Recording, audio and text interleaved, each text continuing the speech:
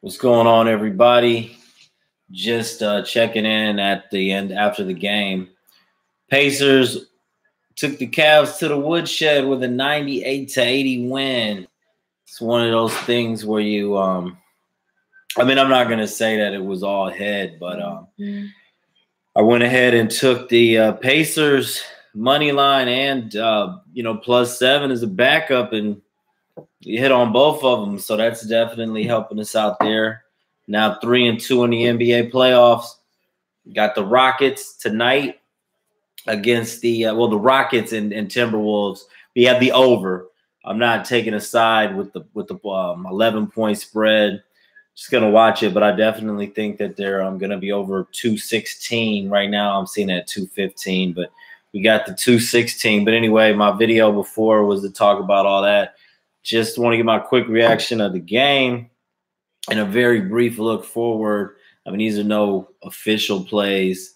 Don't have like all the data and stuff. I'm gonna look at that as I'm gonna dive into that real quickly. But just from my initial reaction from watching the game, I'm not surprised because the Cavs have been so inconsistent trying to turn it on and off.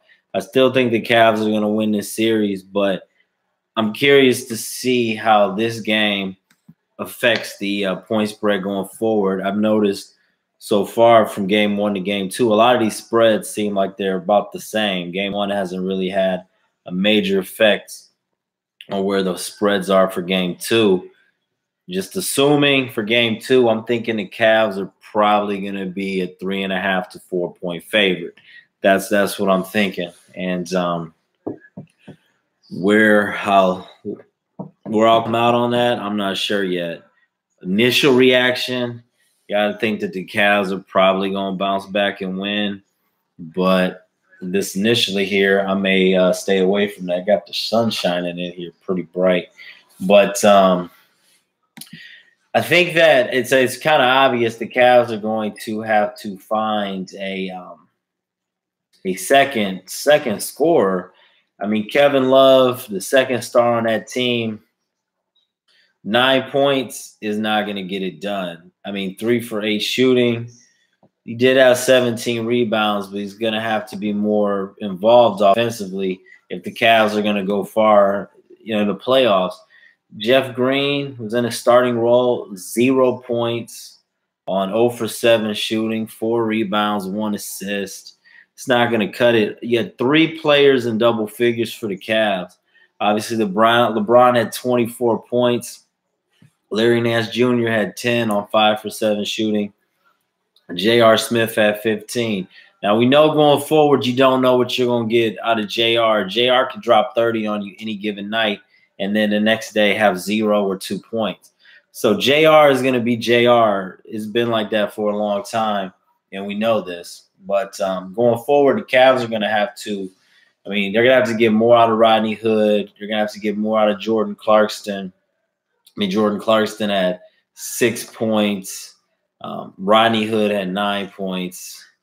Not a good effort from the Cavs. They fell behind 19 after the first quarter, and that stuff's going to come back to bite you. Victor Oladipo had 32 points. Turner had 16. That one of the things that I thought that was very interesting in this game, and why I wouldn't be so quick to say that Cleveland's just going to bounce back in game 2, even though they should. When the Cavs fell behind about 21 points in the third quarter, Cavs started marching back. I believe they cut it to 8 or 10. Yeah, it could be a little more, but it seemed like it was about 8 to 10 point game. I think it was 71-61. Maybe it was 71-63. Don't remember exactly, but it looked like the Cavs, things were his way, and it was like, okay, we're going to turn it on now. We're going to get this done. And the Pacers hung in there. Mm-hmm. And they got it done. They held on for the 18-point win. As a handicapper, we're happy about that because it's what we predicted. But going forward, I was a little surprised how bad it was. I thought that the Cavs would creep back in there and even if the Pacers won, I thought it was going to be maybe a 1 to 2 possession game at the end there. Now, let's just kind of look ahead. Utah is playing Minnesota. Utah's playing Oklahoma City. I didn't make a play on that game. Utah's up early right now, 16-4. We've got the over tonight on Minnesota and Houston. And just to kind of give you a quick look, going forward in the playoffs, I mean, tomorrow you got the Heat. They're a 6.5-point underdog to the Phillies. Philly being a favorite there. That's where the line was in the first game. Obviously, Philadelphia covered. Will the Heat bounce back? We'll see. The Spurs and Warriors. Warriors are a 9.5-point favorite. They were 8 after the first game.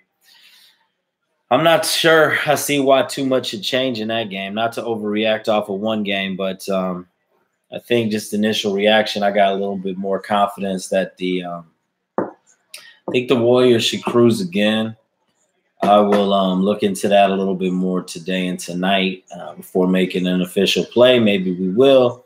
Maybe we'll stay away. And then looking at Tuesday, the early lines, got Toronto's -7 against Washington. Will Washington bounce back? Boston's 3-point favorite against the Bucks. That was a great game today, that Boston-Milwaukee game. If you missed that, you did miss a great game.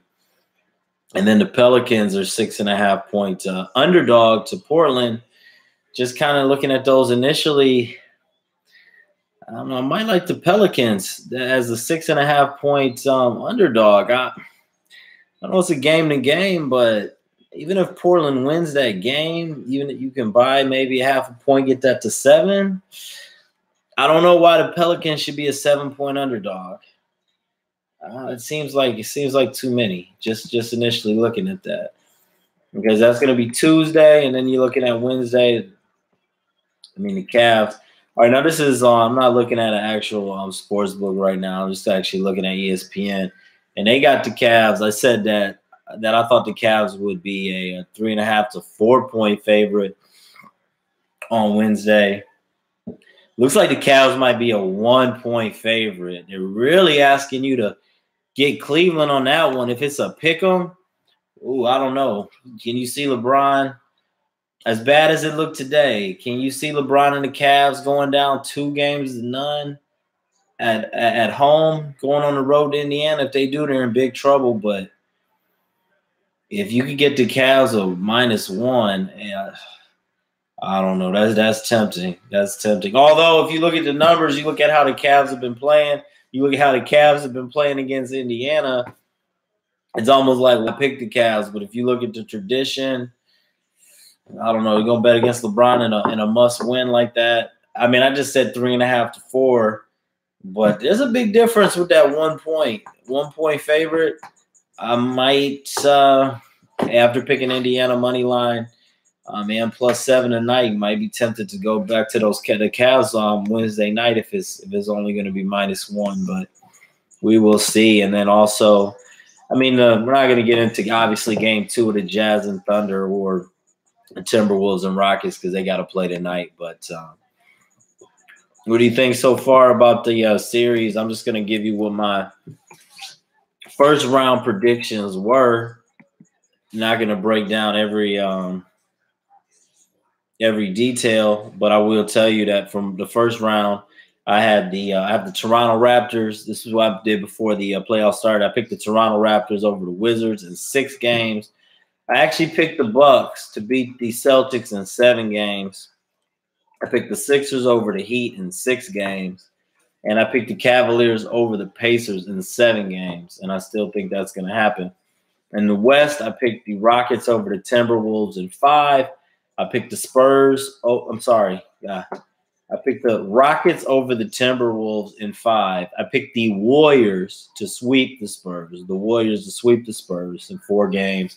I picked the Blazers over the Pelicans in 7, and I picked the Thunder over the Jazz in 7. So anyway, check the website, the link in the description, getsportstrong.com. We're going to have some more free plays. Anybody got any comments or anything, just let me know. Go ahead and subscribe. Be more than happy to get you with the free picks. And God bless everybody. Let's enjoy some basketball and let's make some money.